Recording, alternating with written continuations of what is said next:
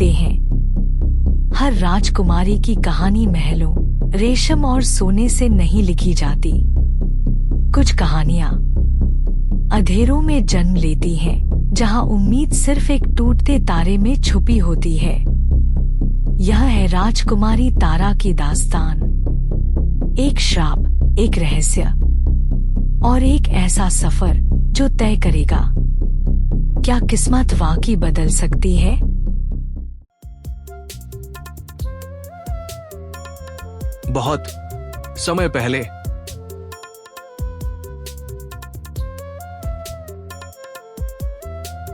हिमगिरी की तलहटी में एक भव्य राज्य था, चंद्रवाटिका,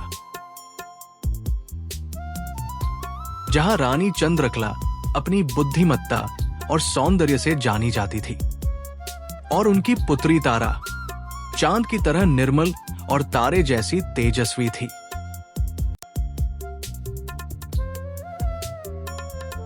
उनकी दुनिया चांद और सितारों की रोशनी जैसी शांत और सुंदर थी, पर वो नहीं जानते थे कि एक अंधकार उनका इंतजार कर रहा है।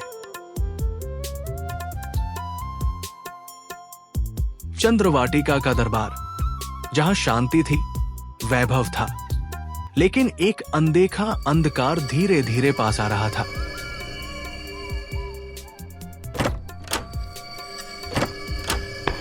और तभी दरबार में आया एक रहस्यमय साधु, एक ऐसा संदेश लेकर जो भविष्य बदल सकता था।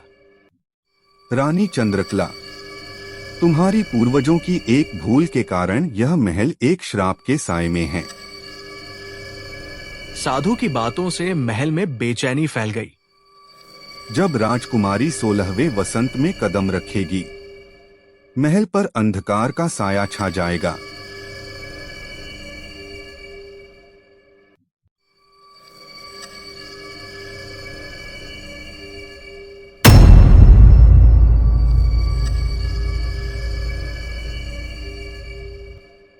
साधु की बातों से महल में बेचैनी फैल गई। 16वें जन्मदिन की रात तारा को हिमगिरी की गुफाओं में जाना होगा। चंद्ररत्न ही इस श्राप को तोड़ सकता है।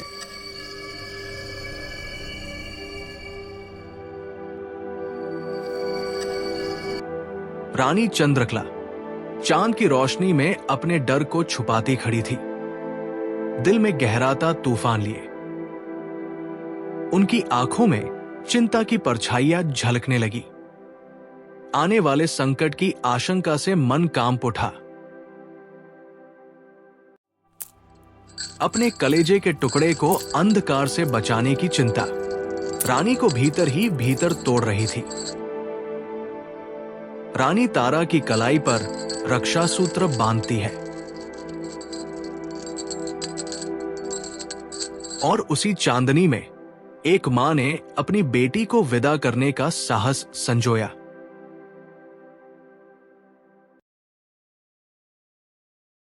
रात की चुप्पी में राजकुमारी तारा ने अपनी पलकों में साहस सजाकर कदम बाहर बढ़ाया। राजकुमारी तारा ने साहस जुटाया और अंधेरे से टकराने को निकल पड़ी। हर मोड़ पर अज्ञात का एहसास था, पर उसका हौसला अडिग था। हिमगिरी की ओर जाती पतली पगडंडी दिखाई देती है। जंगल के पेड़ों की परछाइयां चांदनी में रहस्यमयी लग रही है। दूर से अग्नि दैत्य की कम लाल चमक नजर आती है। हर मोड़ पर अज्ञात का एहसास था, पर उसका हौसला अडिग था। तारा की आंखों में अब कोई संशय नहीं था। उसके भीतर जल रहा था साहस का अग्निकुंड। उसने तलवार को और कस के थामा। हर एक कदम जैसे उसके इरादों की मुहर बन चुका था।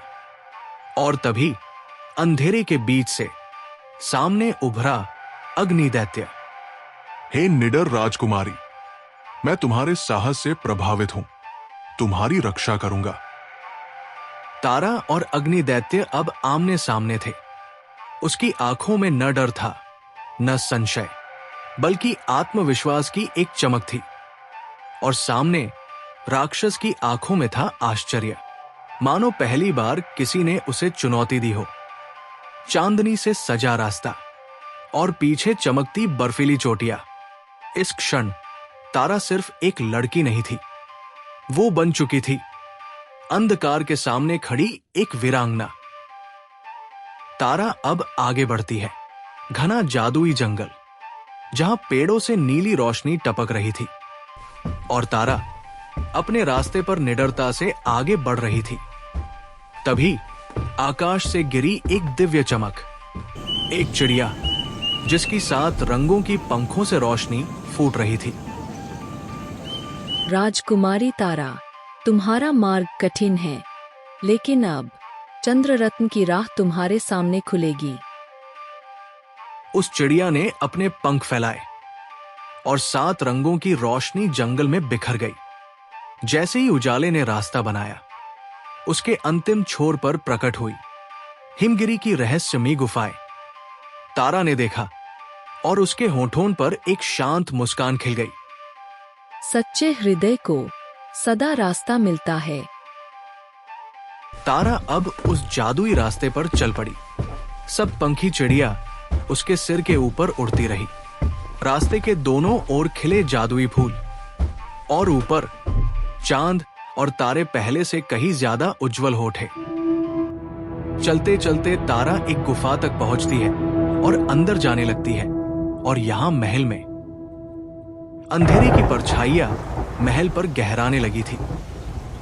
चांद भी बादलों में छुपता जा रहा था। महल की रोशनी बुझने लगी, जैसे कोई अनदेखा डर हर कोने में फैल रहा हो। रानी धीरे धीरे महल की छत की ओर जाती है। वो अपने कदमों से उम्मीद की ओर बढ़ी।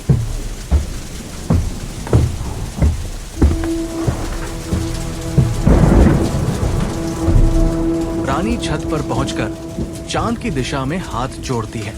उसने आंखें बंद की और कहा, हे चंद्रदेव, मेरी बेटी की रक्षा करना।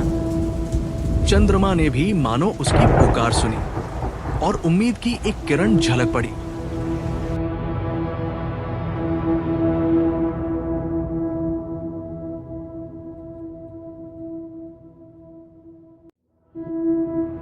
तारा को गुफा के अंदर दिखाई देता है चंद्ररत्न। तारा की आंखों में चंद्ररत्न की रोशनी चमक रही थी, लेकिन उसे आभास नहीं था कि अंधेरा बिल्कुल पास था।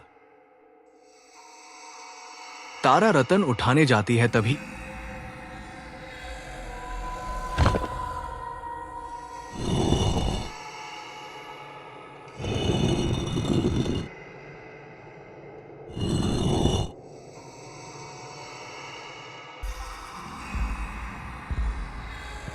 अंधकार का रक्षक जाग चुका था, लेकिन तारा पीछे हटने वालों में नहीं थी।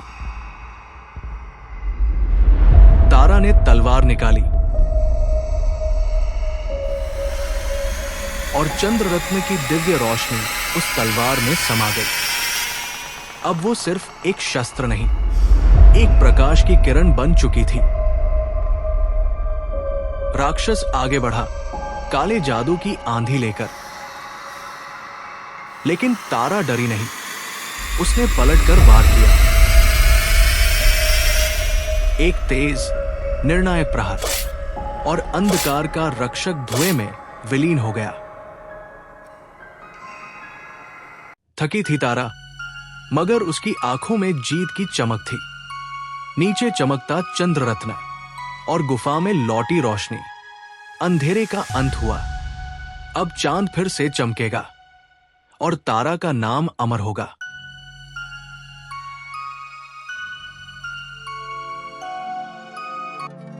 और फिर वो पल आ ही गया जिसका इंतजार सदियों से था। और उस चुप्पी को चीरती हुई तारा बढ़ रही थी, हाथों में चंद्ररत्न, आंखों में विश्वास, कदम धीमे मगर इरादा अड़िग। वो झुकी और श्रद्धा से चंद्ररत्न को सिंहासन पर रख दिया, जैसे आत्मा और आकाश पहली बार एक हो रहे हों। पल थम गया, पर रोशनी बढ़ती रही।